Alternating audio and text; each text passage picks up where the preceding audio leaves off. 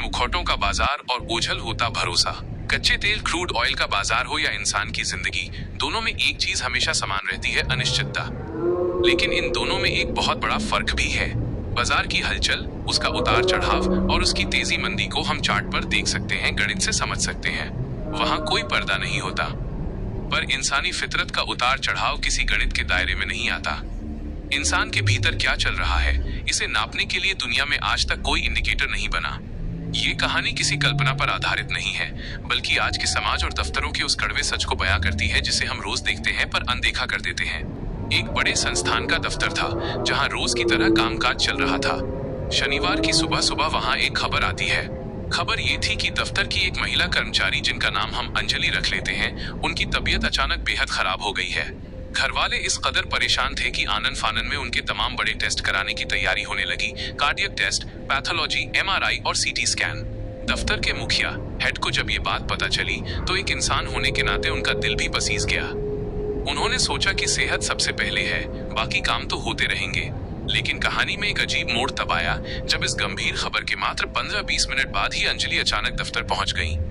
दफ्तर आकर वे अपने ही घर वालों से जिद करने लगी कि उन्हें कोई टेस्ट नहीं कराना, क्योंकि शनिवार का दिन उन्हें सूट नहीं करता। खैर, जैसे तैसे समझा बुझाकर उन्हें अस्पताल भेजा गया और उनके सारे टेस्ट करवाए गए। उसी दफ्तर में एक दूसरा कर्मचारी था, जिसका नाम हम रोहन रख लेते हैं। रोहन एक दिन पहले खुद बीमार था, लेकिन शनिवार को वो ठीक होकर काम पर लौट आया था। शाम के वक्त जब विभाग के मुखिया ने पूछा कि अगले दिन यानी रविवार की विशेष ड्यूटी ईडीपी के लिए कौन आ रहा है, तो रोहन ने जो जवाब दिया उसने सबको हैरत में डाल दिया। रोहन ने बहुत ही बेफिक्री से कहा, सर कल ड्यूटी तो मेरी थी, लेकिन मेरी जगह वही अंजलि मैडम आ रही हैं। मुखिया दंग रह गए। उन्होंने पूछा, जिसके घर वाले सीटी स्कैन और एमआरआई के लिए रो रहे थे, उसे तुमने बिना मुझसे पूछे अपनी ड्यूटी कैसे सौंप दी? अगर कोई समस्या थी तो तुम्हें मुझसे बात करनी चाहिए थी।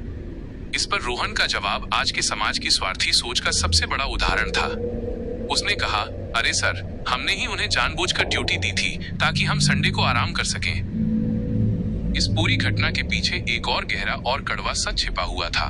यहाँ सवाल रोहन के किसी निजी व्यवहार का नहीं, बल्कि उसके पेशेवर अनुशासन, प्रोफेशनल डिसिप्लिन का है। रोहन आखिर ऐसा कैसे कर सकता है? क्या रोहन को ये अधिकार था कि वो बिना अपने एचओडी ऑफ एचओडी को सूचित किए खुद ही विभाग का सर्वेसर्वा बन जाए और फैसले लेने लगे? रोहन ने यहाँ सिर्फ दफ्तर के नियम नहीं तोड़े, बल्कि उसने ये समझ लिया कि वो अपने एचओडी और पूरी संस्थागत व्यवस्था से भी ऊपर निकल चुका है। एक कर्मचारी का अपने विभाग के मुखिया से ऊपर उठकर खुद फैसले ले लेना और मनमर्जी से ड्यूटी का बंटवारा कर लेना सरासर अनुशासनहीनता की श्रेणी में आता है। अगर रोहन को रविवार को आने में कोई गंभीर समस्या थी, तो उसका सबसे पहला और सही कदम ये होना चाहिए था कि वो अपने एचओडी के पास आता, अपनी बात रखता और लिखित या मौखिक रूप से अनुमति मांगता। लेकिन एचओडी को पूरी तरह से बाईपास करके खुद ही सब कुछ तय कर लेना ये दर्शाता है कि रोहन ने दफ्तर के प्रोटोकॉल को पूरी तरह नजरअंदाज कर दिया। इसे ही कहते हैं, चेहरा कुछ और, जुबान कुछ और दिल में कुछ और।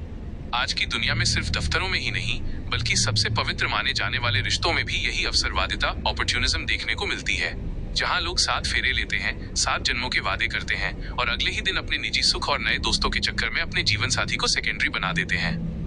आज के दौर में भरोसा एक बेहद सस्ती वस्तु बन गया है और निजी सहूलियत सबसे बड़ा नियम।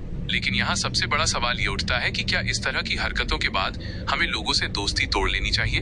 क्या हमें उनसे हमेशा के लिए संबंध खत्म कर लेने चाहिए? बिल्कुल नहीं। रिश्ते और दोस्ती अपनी जगह हैं, लेकिन नियम और अनुशासन अपनी जगह हैं। जीवन में कभी न कभी ऐसी बात निकलेगी तो मुखिया का ये फर्ज बनता है कि वो अपने स्टाफ को बहुत ही प्यार और समझदारी से ये बात समझाए कि नियमों के हिसाब से जब अंजलि इतनी गंभीर रूप से बीमार थी, जिनका कार्डियक टेस्ट, इको और एमआरआई जैसे बड़े टेस्ट हुए थे, तो उन्हें रविवार को ऑफिस आने के बजाय घर पर आराम करना चाहिए था और अपनी फैमिली के साथ वक्त बिताना चाहिए था, क्योंकि सेहत से बढ़कर कुछ नहीं है। ठीक इसी तरह रोहन को भी ये समझना चाहिए था कि भले ही वह संडे को काम पर नहीं आना चाह रहा था, लेकिन उसका ये फर्ज था कि वो पहले दफ्तर के अन्य स्टाफ से इसके विकल्प, ऑल्टरनेटिव के बारे में बात करता। और अगर कोई भी स्टाफ ड्यूटी करने को राजी नहीं हो रहा था, तो उसे ये समस्या अपने मुखिया ऑडी को बतानी चाहिए थी। सही तरीका तो ये था कि जिसने ड्यूटी करनी थी और जो ड्यूटी दे रहा था, वो दोनों एक साथ अपने एचओडी के पास आते और अपनी बात सामने रखते। फिर एचओडी का ये फर्ज बनता कि वो उन दोनों के साथ बैठकर इस पर चर्चा करता और विभाग के नियमों के तहत कोई सही और न्याय संगत रास्ता निकालता। अपनी मर्जी से पीठ पीछे सांठ-गांठ कर लेना और पूरे सिस्टम को दरकिनार करना किसी भी तरह से सही नहीं है। इस पूरी घटना से ये साफ संदेश मिलता है कि जब बात सिद्धांतों और अनुशासन की हो तो एक मर्यादा रेखा खींचना बेहद जरूरी है। इस तरह की अनुशासनहीनता करके किसी और का नहीं बल्कि खुद रोहन का नुकसान हुआ है, क्योंकि उसने अपनी व्यावसायिक छवि और गरिमा को धूमिल किया है।